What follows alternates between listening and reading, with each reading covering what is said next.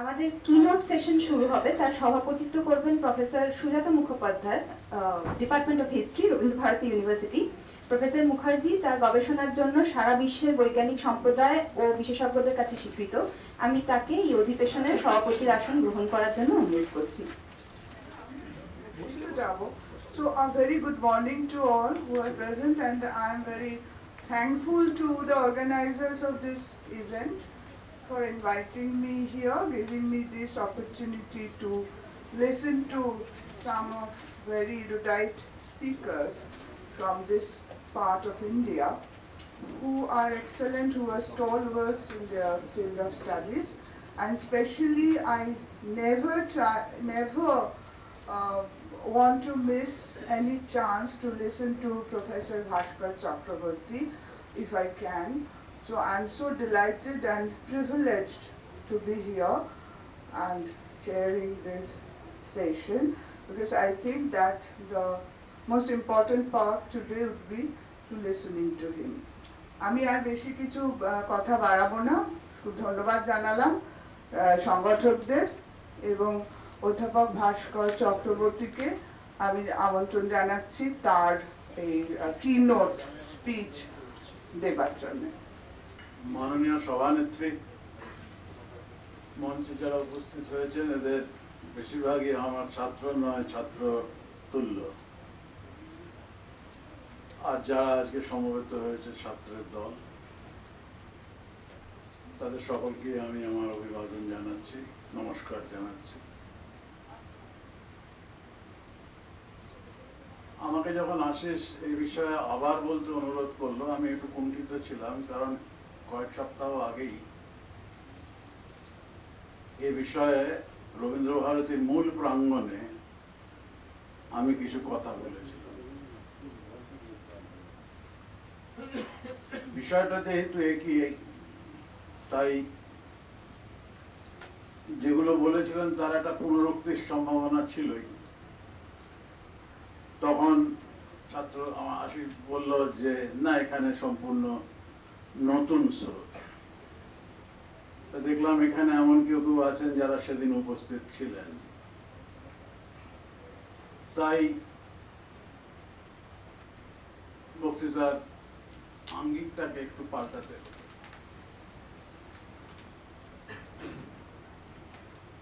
বিষয়টার মধ্যে একটা বড় ধরনের জটিলতা আছে, কারণ এই কথাটা আমি সেদিনও বলেছিলাম যে পোস্ট কলোনিয়াল কথাটার মধ্যে দু ধরনের ব্যঞ্জনা আছে। একটা হলো একটা সময় যেটা বিভিন্ন ঔপনিবেশিক যে দেশগুলি, যে অঞ্চলগুলি স্বাধীন হলো কিংবা ঔপনিবেশিক শাসন মুক্ত হলো, তাদের মুক্তি ঘটেছিল বিভিন্ন সময়। ভারতবর্ষের ক্ষেত্রে একটা সময়কাল আছে, এবং সেই সময়ের পরে আমাদের দেশে সামাজিক কিংবা সাংস্কৃতিক ইতিহাস চর্চার রূপরেখাটা কি, এটা অপেক্ষাকৃত সহজ কাজ।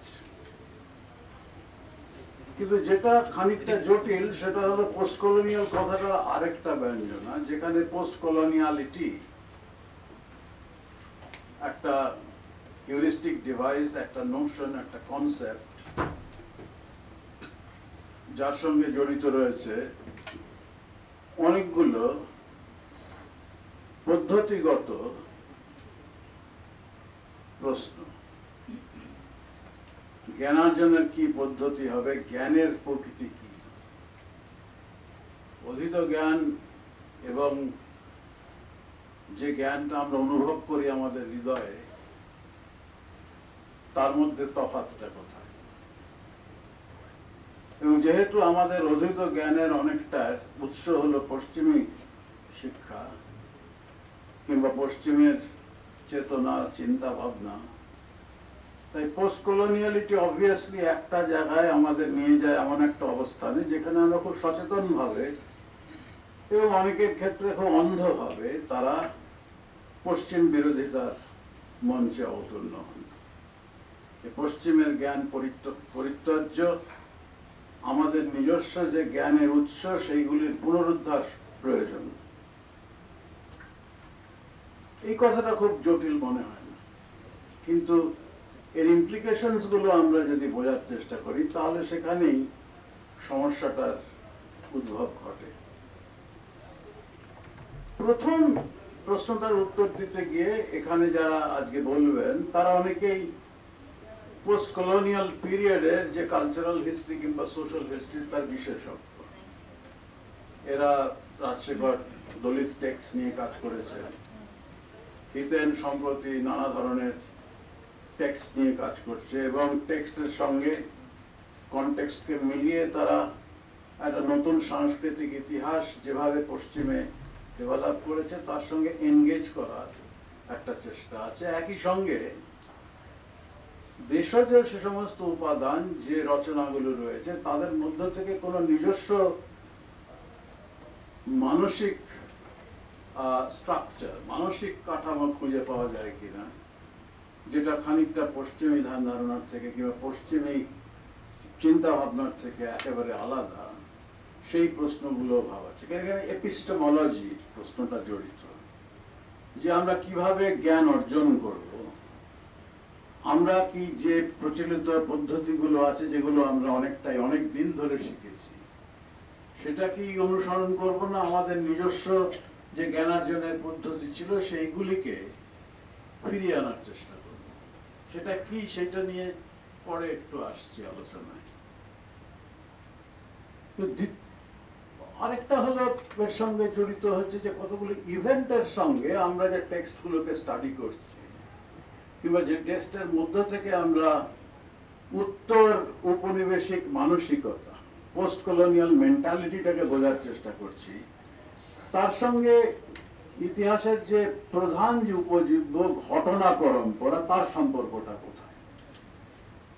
কারণ এমন কিছু ঘটনা ঘটছে যে ঘটনাকে দেখার যে দৃষ্টিভঙ্গি সেইগুলো যেটাকে আমরা পোস্ট কলোনিয়ালিটি বলছি তার ইম্প্যাক্টে সম্পূর্ণ আলাদা রকম হচ্ছে। তারও কিছু দৃষ্টান্ত দিয়ে দেখা যায় যে ইতিহাস রচনাও একটা পোস্ট কলোনিয়াল মেন্টালিটি দিয়ে খানিকটা ডিটারমিন্ড হয়েছে, নির্ধারিত হয়েছে। তৃতীয় একটা বক্তব্য আমরা পাই শুনি যে পোস্ট কলোনিয়ালিটিটা ইভেন্ট নিয়ে খুব একটা কনসার্ন নয়, এটা একটা ডিসকার্সিভ ফিল্ড, আলোচনার ক্ষেত্র, ডিসকার্সিভ হিস্ট্রি, যে ধরনের চিন্তা চেতনার উদ্ভব ঘটেছে এবং রূপান্তর ঘটেছে সেই রূপান্তরগুলোকে বোঝার চেষ্টাই হলো পোস্ট কলোনিয়ালিটি মেন্টাল মেকআপের একটা বৈশিষ্ট্য। সেটা ঘটছে ওই বিশেষ আধারের মধ্যে যেখানে দেশজ সংস্কৃতি এবং তার উৎসকে একটা গুরুত্ব দিয়ে শেখা বিদ্যা কিংবা যেটা আমরা পশ্চিম থেকে আহরণ করেছিলাম সেইগুলোকে খানিকটা বর্জন করার মধ্য দিয়ে আমাদের অগ্রসর হতে হচ্ছে। এখন এই কতগুলো রাফ অ্যান্ড রেডি ডেফিনিশন, এই দিয়ে সমস্ত পুরোটা পোস্ট কলোনিয়ালিটিকে বোঝা সম্ভব নয়। আবার পোস্ট কলোনিয়াল পিরিয়ডে কিভাবে সাংস্কৃতিক এবং সামাজিক ইতিহাসের রূপান্তর ঘটছে, কোন নতুন পথে সেটা এগোচ্ছে, সেটারও একটা আনুপূর্বিক বিবরণ দেওয়া সম্ভব নয়। খানিকটা আভাস আমরা পেয়েছিলাম ওই আলোচনা চক্রে যেটা মূল প্রাঙ্গণে হয়েছিল। সেখানে নানা বিষয়ে তারা যে কাজ করছেন সেটা দেখা গেছে। মেয়েদের ওপর বক্তব্য এসেছিল, বৌদ্ধ ধর্মের যে উত্থান ঘটছে তার উপরে বক্তব্য এসেছিল, তারপরে নানা ধরনের টেক্সট নিয়ে বক্তব্য এসেছিল, আর একজন দলিত সাহিত্য নিয়ে বক্তব্য রেখেছেন আরেক ছাত্র আমার বাঁকুড়া পুরুলিয়াতে পড়ায়। সুতরাং এই যে নানা ধরনের বৈচিত্র্য এবং এই বৈচিত্র্যের অনুসন্ধান যেটা পোস্ট কলোনিয়ালিটির ওই নোশন থেকে খানিকটা আসে, তার সঙ্গে যেটাকে আমরা পোস্ট মডার্নিস্ট ইন্টারভেনশন বলছি তার একটা যোগ আছে, সেটাও আর একটা জটিল প্রশ্ন। পোস্ট মডার্নিজম আমাদের শিখিয়েছে, যেটাকে আমি মুদ্রা কথায় যেটা বুঝি, যে পোস্ট মডার্নিজম শিখিয়েছে নানা ধরনের স্বরকে খুঁজে পাওয়া, বহুস্বরী যে ইতিহাস তার অনুসন্ধান করো, শুধুমাত্র কার্যকারণ সম্পর্ক দিয়ে ঘটনা প্রবাহের ব্যাখ্যা দেওয়াটা ইতিহাসের উপযোগ্য নয়। নানা ধরনের স্বর, নানা ধরনের দৃষ্টিভঙ্গি, নানা ধরনের ভাবনা, সেইগুলি সন্নিবেশ ঘটছে এই পোস্ট মডার্নিস্ট অ্যাপ্রোচের মধ্যে। সুতরাং এগুলো কোনোটাই একটার থেকে আলাদা নয়, কারণ প্রায় একই সময়ে এই ধরনের ভাবনা চিন্তার উত্থান ঘটছে পশ্চিম জগতে, এবং খুব দ্রুত আজকের এই গ্লোবালাইজ যুগে আমরা তার অংশীদার হয়েছি, আমাদের বিদ্বৎ সমাজ। কিন্তু এর একটা রাজনৈতিক অভিঘাত আছে, যেটা আমি অল্প করে উল্লেখ করেছিলাম এবং এই দিয়ে বক্তব্যটা শেষ করেছিলাম, যে এটা একটা পলিটিক্যাল রেটরিকের সঙ্গে যুক্ত হচ্ছে একটা পর্যায়ে গিয়ে। যে আমি যখন পশ্চিমের দরজা বন্ধ করে দিয়ে, সবকিছু বন্ধ করে দিয়ে আমি যখন দেশের সংস্কৃতির উৎস করছি শুধুমাত্র দেশজ সূত্রে, তখন আমরা এমন কিছু জিনিসের উপর গুরুত্ব দিচ্ছি যেগুলিকে আমরা এক সময় মনে হয়েছিল যে আমাদের সমাজের প্রগতির পক্ষে তা অন্তরায়, কিন্তু তারা প্রগতির তত্ত্বেরই তারা বিপরীতে তাদের অবস্থান, ওটাও পশ্চিম থেকে ধার করা। আমাদের যদি প্রগতির কথা ভাবতে হয়, আমাদের দেশীয় প্রগতির কথা ভাবতে হবে, যে আমরা ক্রমশ বিশ্বাসে মিলায় বস্তু তর্কে বহু দূরের রাস্তায় এগোবো। যদিও অমর্ত্য সেন বলেছেন যে আমাদের দেশে একটা তর্ক বিতর্কের একটা ট্রেডিশন আছে, কিন্তু আমরা সম্প্রতি যে শুনতে পাচ্ছি যে ইতিহাস কি বলছে সেটা গুরুত্বপূর্ণ নয়, মানুষ কি বিশ্বাস করে সেইটাই আমাদের কাছে গুরুত্বপূর্ণ, সেটাকেই আমাদের খুঁজতে হবে যে এই বিশ্বাসের উৎসটা কি। এটা যদি একটা পোস্ট কলোনিয়াল মেন্টালিটির একটা অংশ হয় এবং তার সঙ্গে আমাদের সমস্ত রাজনৈতিক পরিভাষা, রাষ্ট্রীয় পরিভাষা সবগুলো পাল্টাতে হবে।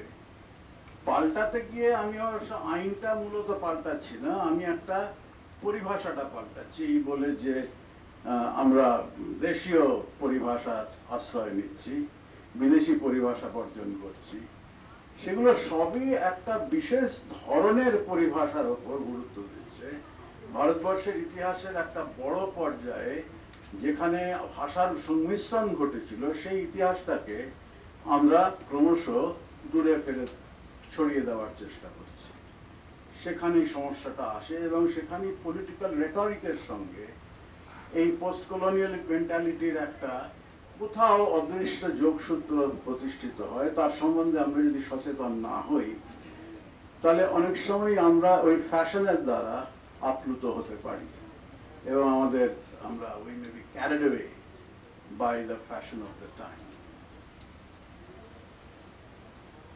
এই দু একটা কথা বলে যে প্রশ্নটায় আমাদের ঢুকতে হয়, যে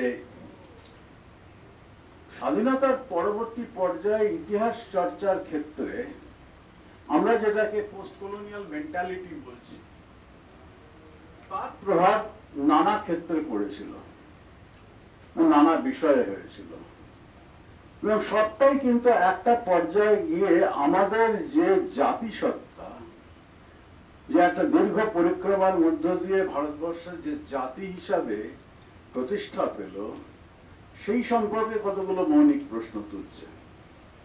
এবং এই জাতীয়তাবাদী আন্দোলনের নেতৃত্ব নিয়েও সংশয় আসছে, যে এরা কি সত্যি ভারতবর্ষীয় জনগণের প্রতিনিধিত্ব করতে সক্ষম, না একটা ইংরেজি শিক্ষিত জনমানস থেকে, জনগণ থেকে বিচ্ছিন্ন একটা জনগোষ্ঠী।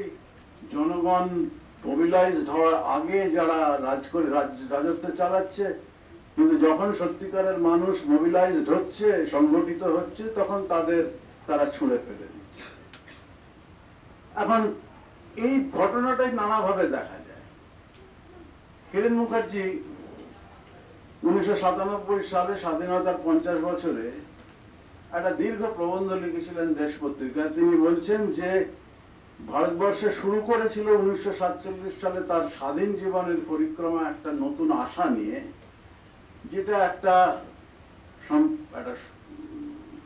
প্রসপারাস, একটা প্রোগ্রেসিভ সায়েন্স টেকনোলজিতে অগ্রসর একটা দেশ হিসাবে আত্মপ্রকাশ করবে এবং তার নিয়ামক চালিকা শক্তি হবে সংসদীয় গণতন্ত্র। সেই সংসদীয় গণতন্ত্রে যে বিতর্ক চলবে, সেই বিতর্কের সংস্কৃতিটা আমাদের নিজেদের মনকে পরিষ্কার করবে, মনকে খোলা রাখবে, নতুন চেতনা, নতুন ভাবনা গ্রহণ করতে সে সক্ষম হবে। কিন্তু তেমনটা রইল না। 1997 এসে তিনি বলছেন যে আজকে সংসদে আলোচনার ক্ষেত্রটা সংকুচিত হচ্ছে, সরকার সেইভাবে সংসদীয় রীতিনীতির প্রতি আর সম্মান দেখাচ্ছেন না। এমন এক ধরনের মানুষ সংসদ হিসেবে নির্বাচিত হচ্ছেন যারা ওই পুরনো নেতৃত্বকে অস্বীকার করছেন, তাদের যে কাজ, তাদের যে শিক্ষা, তাদের যে আপব্রিঙ্গিং, তাদের যে ট্রেডিশন, তাদের যে নলেজ, সেইগুলিকে রিজেক্ট করছেন এবং এমন একটা নতুন ধরনের নেতৃত্বের উত্থান ঘটছে যারা ওই পুরো ব্যাগেজটাকেই রিজেক্ট করে একটা ভিন্ন পথে সংসদীয় গণতন্ত্রকে নিয়ে চলছেন। উনি আরো অনেক কড়া কথা লিখেছিলেন, কিন্তু তার পুনরুক্তি করে প্রয়োজন নেই। যে সংসদে এখন প্রচুর পরিমাণে দাগী আসামিদের ভিড়, যেটা আমরা কল্পনাও করতে পারতাম না আমাদের কালে। এখন একটু এটা নিয়েও অনেক যারা বিশ্লেষণ করছেন ভারতবর্ষের রাজনৈতিক সংস্কৃতি, পলিটিক্যাল কালচারের ডেভেলপমেন্ট কিংবা বিবর্তন, তারা বলবেন যে এটার মধ্যে এত খেদোক্তি কিংবা হতাশার কি আছে, যে এমনটাই তো হওয়ার কথা ছিল যে সত্যিকারের মানুষের প্রতিনিধিরা, যারা উচ্চবর্গীয় নেতৃত্বের দৃষ্টিতে যারা অনুপযুক্ত, তারা উপযুক্ত মর্যাদা পাচ্ছেন সংসদীয় গণতন্ত্র নির্বাচনের মাধ্যমে। সুতরাং পোস্ট কলোনিয়াল কন্ডিশনে এটাই সম্ভব। তোমরা নিউট্রাল স্টেটের কথা একদিন বলেছো, নিউট্রাল স্টেট কি করে হবে? সমাজ যেখানে নানা গোষ্ঠীতে বিভক্ত, সেখানে সমাজের প্রতিনিধিত্ব করতে গেলে একটা বিশেষ গোষ্ঠীর প্রতিনিধিত্ব প্রয়োজন। সুতরাং আমি সমস্ত কিছু সামাজিক যে বিভাজন রয়েছে তার ঊর্ধ্বে গিয়ে একেবারে নিরপেক্ষ জজ সাহেবের মতন আমি দেশকে পরিচালনা করব, এই আশা করাটাই বাতুলতা মাত্র। সুতরাং এই এমন একটা কনভারসেশন হয়েছিল অনেকদিন আগে, সেখানে এডওয়ার্ড সায়েদ এবং কনর ক্রুজ ওব্রায়ানের মতন দুজন লোক আলোচনায় ব্যস্ত ছিলেন। অনেকদিন আগে পড়েছিলাম, এখন হঠাৎ মনে পড়ল। সেখানে কনর ক্রুজ ওব্রায়ান বলছেন যে এই যে পোস্ট কলোনিয়াল কন্ডিশনে আমরা কি দেখতে পাচ্ছি পলিটিক্যাল কালচারে, যেটাকে আমরা সভ্য করলাম, যেখানে আমরা নতুন রাজনৈতিক সংস্কৃতি প্রতিষ্ঠা করলাম, সেগুলো সমস্তই ঝড়ের মুখে উড়ে চলে গেল, সেগুলোর আর কোনো মান্যতা নেই।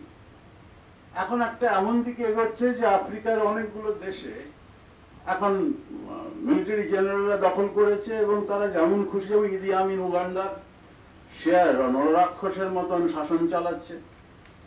আর ভারতবর্ষে যেটা অপেক্ষাকৃত সংস্কৃতিবান দেশ, সেখানেও আমরা অন্য ধরনের কতগুলো প্রবণতা দেখছি, যেটা গণতান্ত্রিক রীতিনীতির প্রতি, যেটাকে আমরা গণতন্ত্র বলছি, সেই গণতান্ত্রিক রীতিনীতির প্রতি তারা আর ততটা রেসপেক্টফুল কিংবা তারা সম্মান দিচ্ছেন না।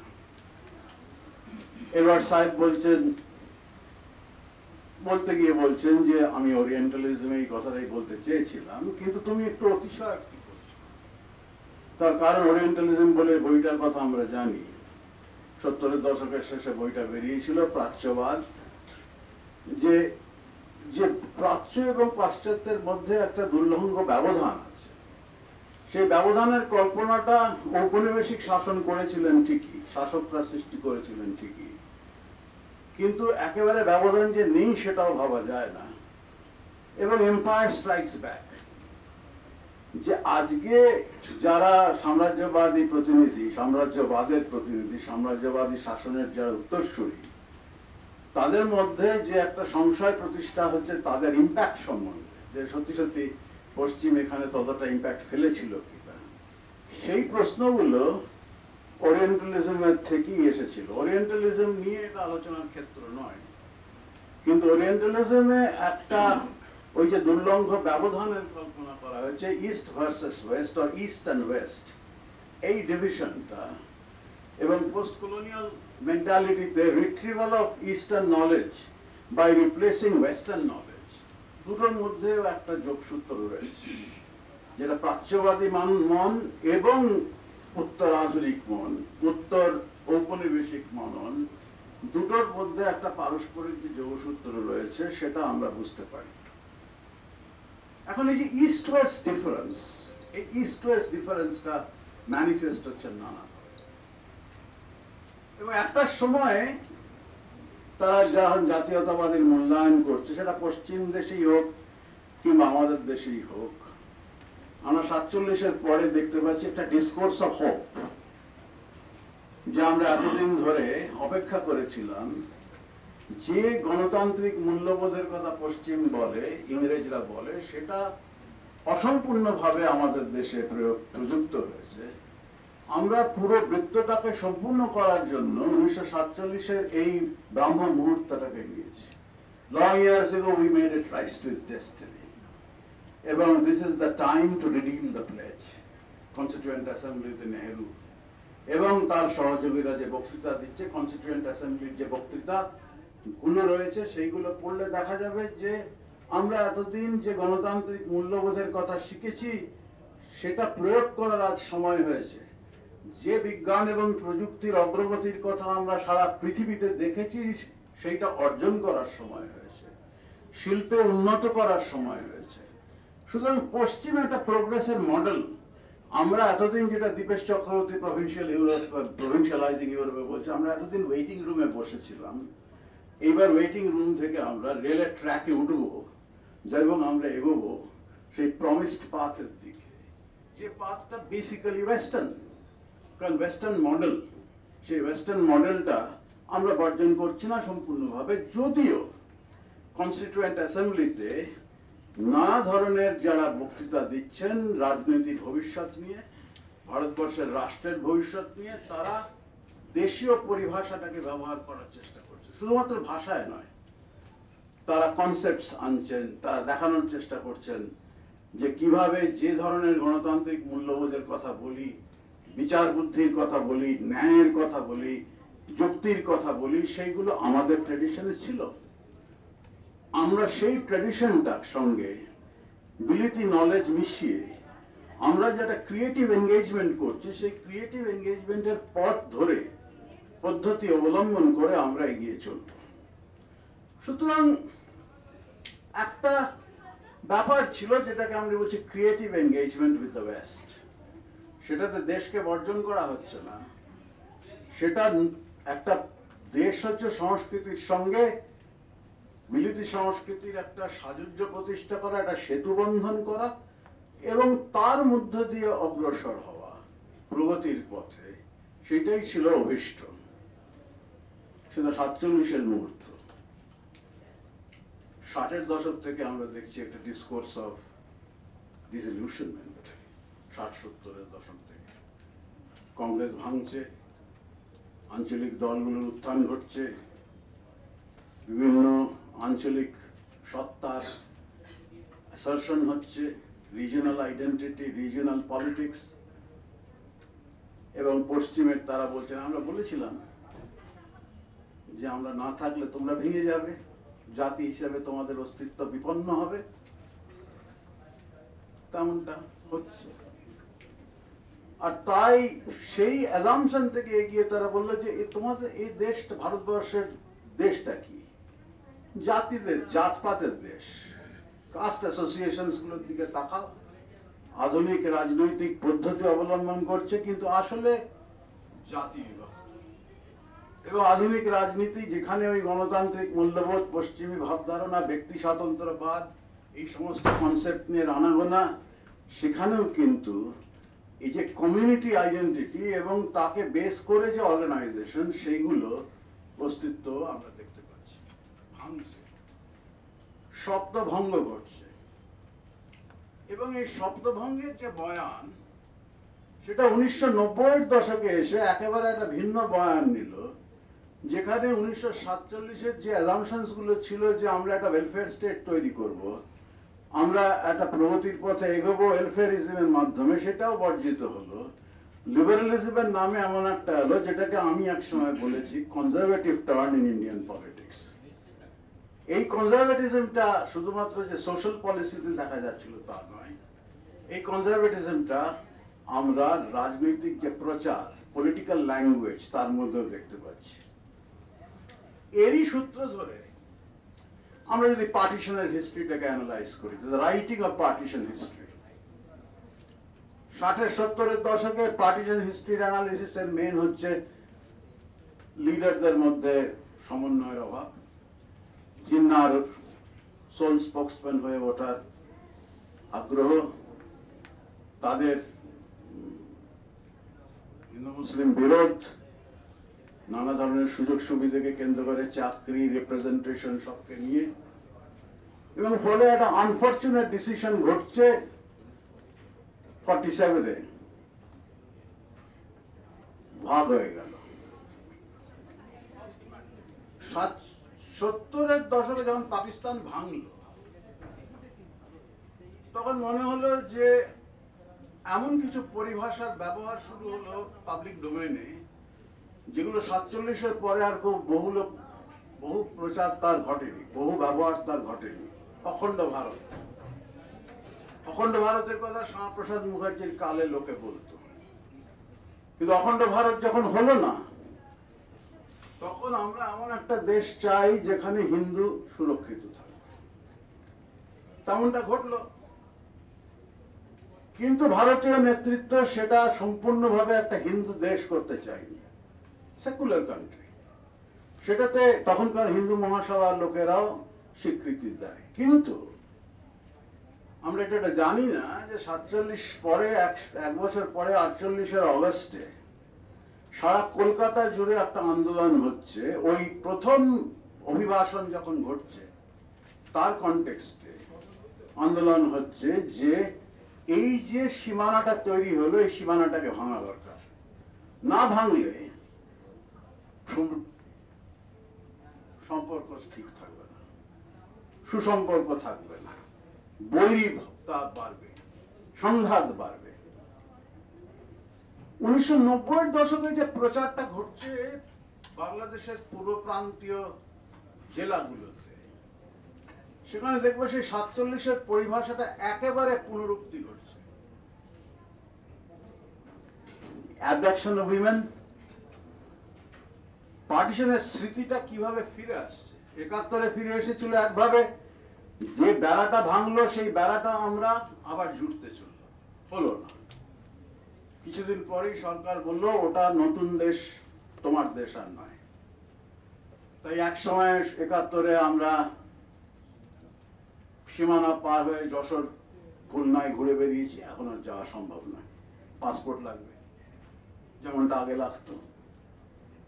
সুতরাং আমরা একত্রিত হলাম না। আর 90-এর দশকে যখন ইলিগাল মাইগ্রেশনের নোশনটা অনেক বেশি করে প্রবল হচ্ছে, তখন বললো যে ওটা তো বিদেশ, এই বিদেশ থেকে যারা আসছে তাদের আটকাও।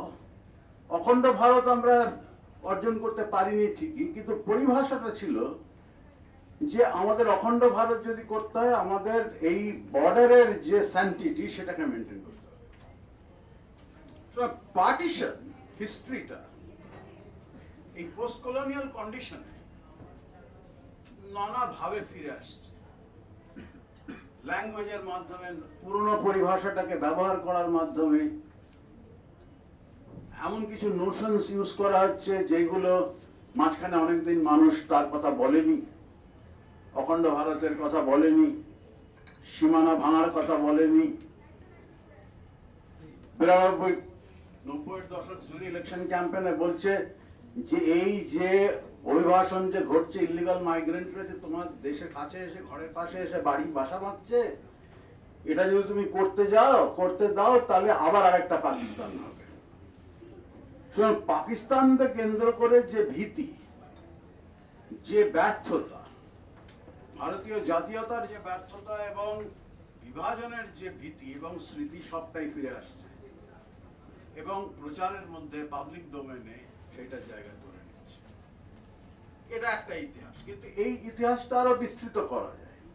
যে টমাস যখন স্ক্রিন হচ্ছে, দুটো সিরিয়াল দেখানোর পরে একটা আন্দোলন হলো, একটি রাজনৈতিক দল আন্দোলন শুরু করলো যে এটা দেখানো যাবে না।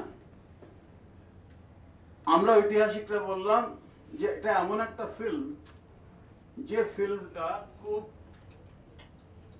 ফেথফুলি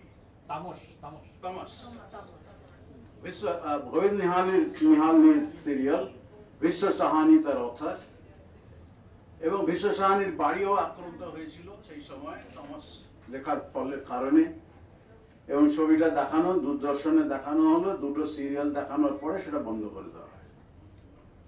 যেটা দেখানো যাবে না কারণ এর মধ্য দিয়ে ছেলেমেয়েরা ভায়োলেন্সের শিক্ষা পাচ্ছে, নানা রকম তাদের মধ্যে হিন্দুদের প্রতি এই ফিল্মটা, এই সিরিয়ালটা খুব একটা সদয় নয়। মুসলমানদের দেখানো হচ্ছে যে হিন্দুদের নানা রকম চক্রান্ত ছিল, যেটা আদৌ ছিল না। সুপ্রিম কোর্ট অব্দি করালো, সুপ্রিম কোর্ট বললো এটা খুব ভালো সিরিয়াল এবং এতে হিস্ট্রিটা ফেথফুলি সেলুলয়েড ভার্সন আছে, এটাকে দেখানো উচিত। তখন বললো বাচ্চারা দেখলে ক্ষতিগ্রস্ত হবে, তাদের মাথা খারাপ হয়ে যাবে, তারা ভায়োলেন্স প্রোন হয়ে যাবে। তখন সুপ্রিম কোর্টের একজন জজ বললেন যে বাচ্চারা তো কমিক দেখে, এই ছবি দেখে না, সুতরাং ছবিটা চললো সিরিয়ালে। ঘটনাটা হচ্ছে যে এই ধরনের ছোট ছোট ঘটনাকে নিয়ে এই যে বিতর্কটা তৈরি হচ্ছে এবং যে আলোড়নটা তৈরি হচ্ছে, সেইগুলো ওই পোস্ট কলোনিয়াল ফ্রেমের মধ্যে আমরা বোঝার চেষ্টা করতে পারি, যেখানে বিশ্বাস জ্ঞানের ওপরে জায়গা পাচ্ছে। রাম জন্মভূমি নিয়ে যে বিতর্কটা, সেই বিতর্কের সময়ে এখান থেকে আর্কিওলজিস্টরা যাচ্ছেন, বলছেন ওটা আসলে মন্দির ছিল না, ওটা একটা এম্যাঙ্কমেন্ট। তাতে কি আসে যায়? ইতিহাসের জ্ঞান দিয়ে আমাদের কিছু আসে যায় না, বিশ্বাসটাই আসল কথা। সেদিন বলছিলাম যে পলিটিক্যাল রেটরিকটা যেভাবে ফর্মুলেটেড হচ্ছে, সেখানে জ্ঞান চর্চা, জ্ঞান চেতনা চিন্তা, তার প্রতিপক্ষ হলো বিশ্বাস, এবং বিশ্বাসকে যদি ওই পরিমাণে মর্যাদা দিতে হয় তাহলে আমাদের জ্ঞান চর্চার ক্ষেত্রটাই একদিন সংকুচিত হবে। তৃতীয় একটা আমার ফেভারিট থিম আছে, যেটা দীপেশ চক্রবর্তীর প্রভিন্সিয়ালাইজিং ইউরোপের কনটেক্সটে আমার মনে হয়েছিল। যে দীপেশ প্রভিন্সিয়ালাইজিং ইউরোপের লিখতে গিয়ে বলছেন যে আমরা এতদিন যে ইতিহাসটা করেছি সেটা ওদের শেখানো ইতিহাস, এখন আমাদের সময় এসেছে to return the gate, revenge নেওয়া।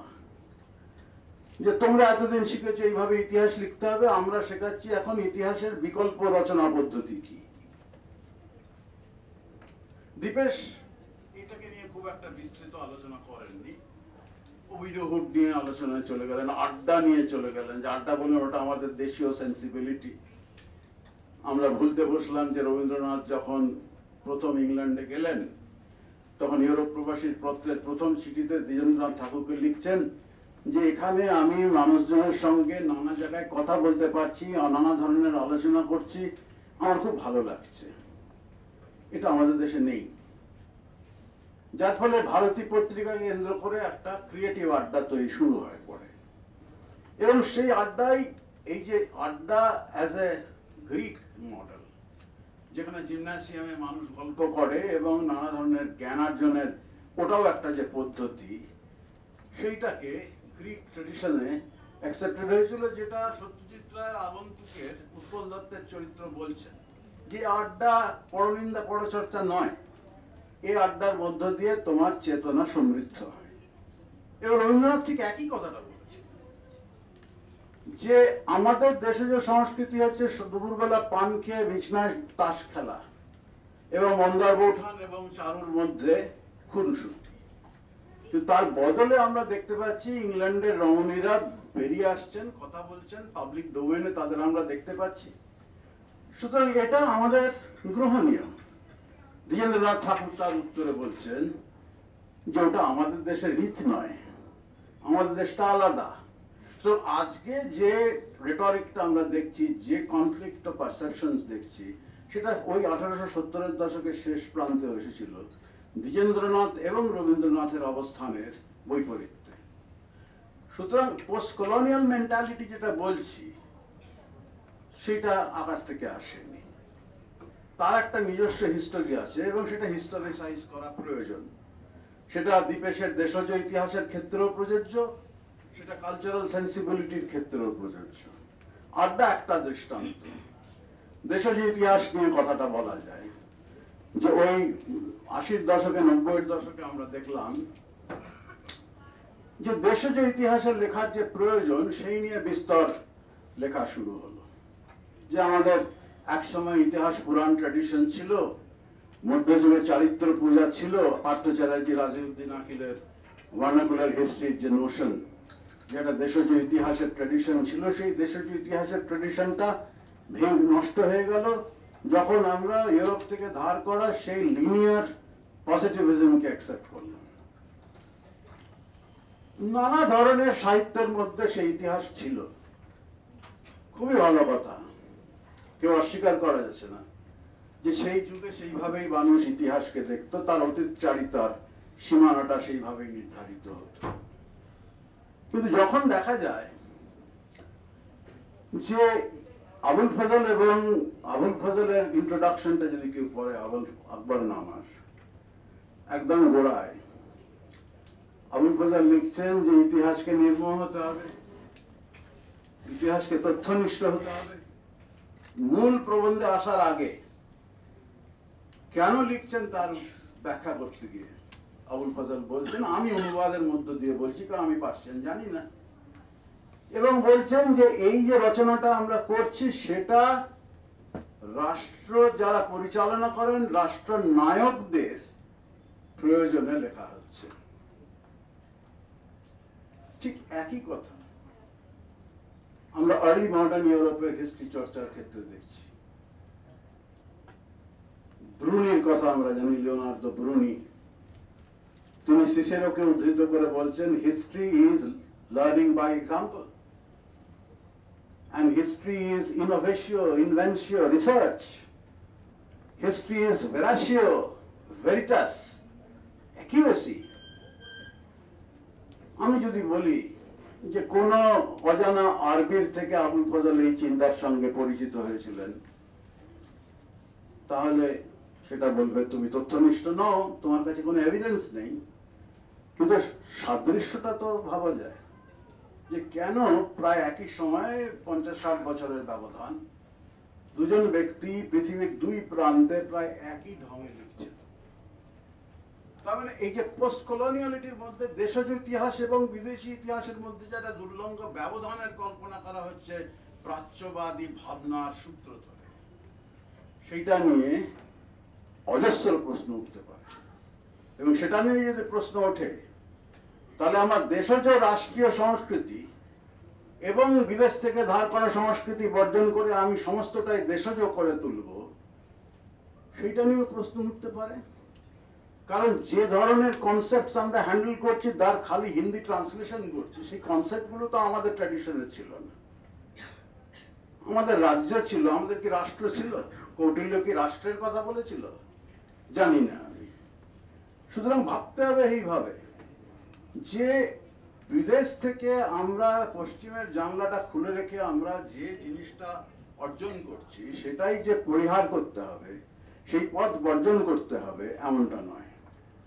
আমি কিন্তু স্বাধীনতার পরে যে নানা দিকে বৈচিত্র্য যে গবেষণা হয়েছে তাকে খাটো করছি না। এখানে যারা আছেন তারা যথেষ্ট সুন্দরভাবে তাদের রিসার্চ করেছেন এবং সেই টেক্সটগুলো গুরুত্ব পাচ্ছেন, আমার তাতে কোনো ঝামেলা নেই। আমার প্রশ্নটা ওঠে ওইখানে যেখানে ওই দুর্লঙ্ঘ ব্যবধানের কথা বলা হয়। এবং ওরা বিদেশিরা বলেছিল, বিদেশি শাসকরা বলেছিল যে ব্যবধান মোচন করে আমরা ভারতবর্ষকে একটা নতুন পশ্চিম করে গড়ে তুলবো, আর এরা বলছে যে আমি আবার সেই পুরনো ভারতবর্ষে ফিরে যাব পশ্চিমকে বর্জন করে। দুটোই একটা গন্ডগোলের জায়গা। দুটোর মধ্যে এই ক্রিয়েটিভ এনগেজমেন্টের বিষয়টা অনুপস্থিত। যে ক্রিয়েটিভ এনগেজমেন্টটা হচ্ছে এবং আন্ধ্রের যে তেলেগু ব্রাহ্মণরা যে ইতিহাস লিখত লোকাল রুলার্সদের প্রয়োজনে, যা নিয়ে বেলচুরু নারায়ণ রাও এরা লিখেছেন, সুব্রমণিয়াম আমাদের সঞ্জয় সুব্রমণিয়ামের লেখা আছে, তারাও তো একই কথা বলছেন খানিকটা, যে রাষ্ট্রনায়কদের প্রয়োজনে ইতিহাস লেখা হচ্ছে, সেটা ব্রুনি বলেছেন সিসেরোর থেকে প্রেরণা হয়নি। তাহলে ব্যবধান যদি বা থাকে, সেই ব্যবধানটা কোনো কোনো বিশেষ মুহূর্তে কোনো কোনো একটা বড় জায়গায় গিয়ে ব্যবধান মোচন ঘটেছিল, ব্যবধান থাকেনি। যুক্তিগ্রাহ্য চিন্তা প্রায় একই খাতে বইয়েছিল, সেটা ভাবনা রাখা দরকার। এবং এই দৃষ্টিকোণ থেকে আমরা যদি 19 শতকের যে সাংস্কৃতিক দীক্ষার কথা আলোচনা করি, তাহলে এটাকে সম্পূর্ণভাবে, যেটা পোস্ট কলোনিয়াল মেন্টালিটিতে বলা হয়, ইটস অ্যান ইম্পোজিশন, যে একটা ব্ল্যাঙ্ক ম্যাপের উপরে, ট্যাবুলা রাসার উপরে ইংরেজরা নিজের মতন করে ম্যাপটা এঁকে দিল।